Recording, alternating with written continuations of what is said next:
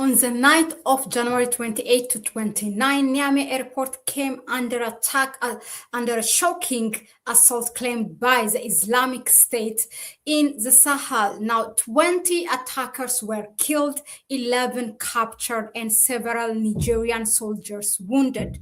But the attack didn't just shake security, it sparked a diplomatic storm between President Tiani publicly, because President Tiani have accused France, Benin, and Ivory Coast sponsoring the attackers, prompting, of course, official protests and heightened tensions. Now, in this video, we are going to break down what happened, the human and political impact, and what it could mean for Niger and the wider region. Before that, just allow me to play this video from the Sahel states. This is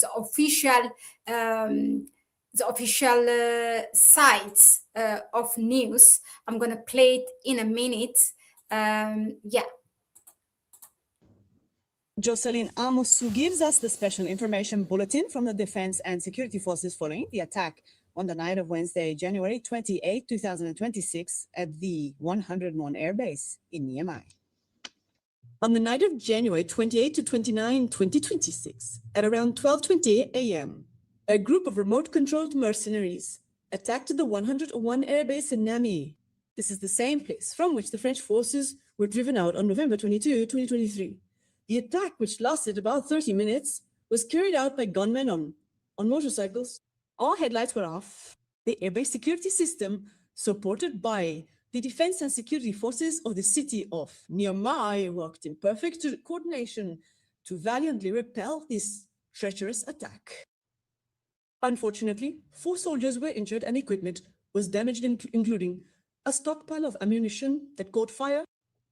As they fled, the terrorists fired at 3 civilian aircraft, including 2 from Askai Airlines. The vigorous airline response led to the neutralization of 20 mercenaries and the arrest of 11 others, most of whom were seriously injured, as well as the recovery of a significant amount of war material and motorcycles. The Minister of State, Minister of National Defense, reassures citizens that the situation is under control and that the FDS is doing everything possible to ensure their safety and that of their property. Finally,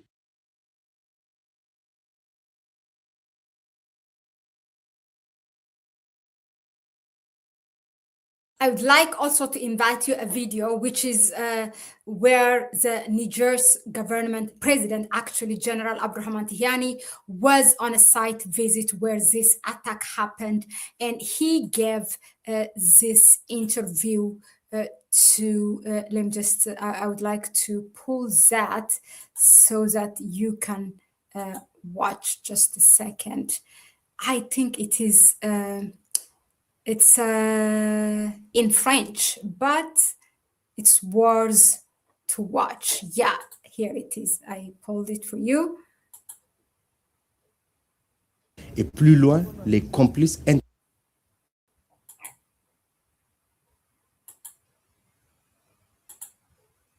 armée nigérienne, le reportage de Karim Maman Barmou. Les images parlent d'elles-mêmes. Au sol, les corps.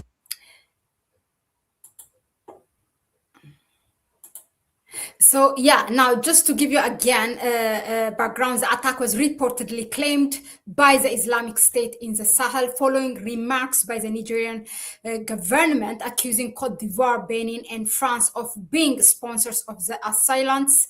Ivorian authorities summoned the Nigerian ambassador to Abidjan. These statements by General Tiani were deemed contrary to diplomatic norms and damaging to the honor, dignity of the Ivorian head of state. This is, of course, not me saying this, it is the Ivorian government. Now, Benin, through a government spokesperson, also reacted, stating that this allegation lacked credibility. Well, what is Benin saying? Look, the U.S. State Department ordered the immediate departure of non-essential embassy personnel and their families from Niger due to security risks.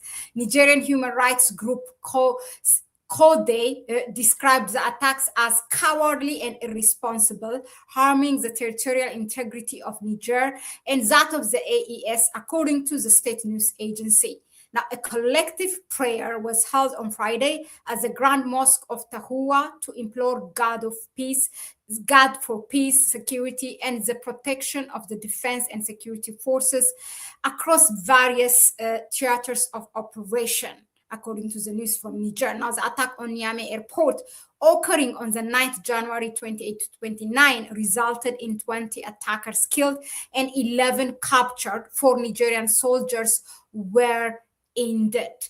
A terrorist organization banned in Russia and many other countries.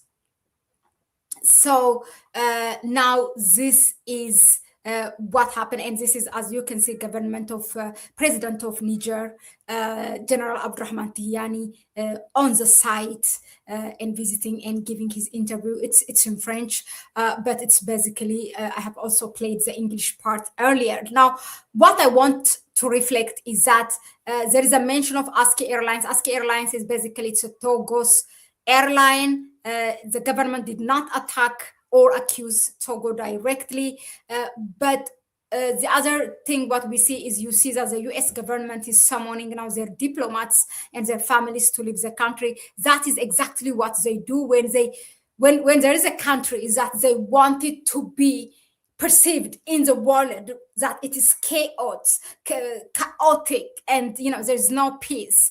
Then what they do is, through their mainstream media, they talk about it more than anyone. So this is what happens. They don't talk about, what the government said or this and that. They just put that place is not good. This is what they do, because it clearly, it reminds me what happened also in Ethiopia during the northern part of the country, when there was a war between 2020 to 2022, and how the US government and all other European governments were summoning their family. They wanted, so much to be like a failed state, so that no one is interested to go. But I mean, the contrary is what we do here, me and you, following exactly what's happening in the Sahel, and really following and updating ourselves with information and what is happening on the ground. That's what we need to do. If you imagine that our only media source is the mainstream media, what would you think? You will just perceive what is given to you. It's good that, it's also a different news in a way that, we hear normally, this amount of Nigerians are killed, they went to a village and they just killed everyone, or things like that, or, like the fuel crisis. But this one is something what the Niger government has taken an upper hand and controlling it and neutralizing it before it's damage, many other things. So it's on the airport base. Can you imagine?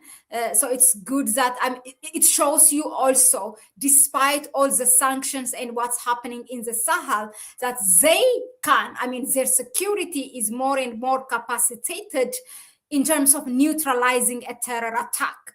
That's big, isn't it?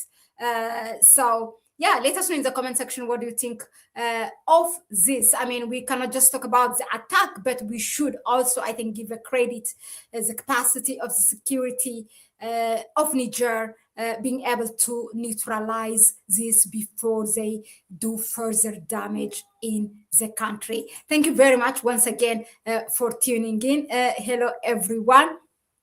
And we will keep on updating you what's happening in the Sahel states. Please stay tuned, subscribe to the channel, hit the notification bell so that you will be notified whenever we have a live stream or upload new videos. You can join also our membership program. If you want to help us further, you can donate to our PayPal account, and you can find it in the description section. Thank you again, and it's a bye-bye from me for now.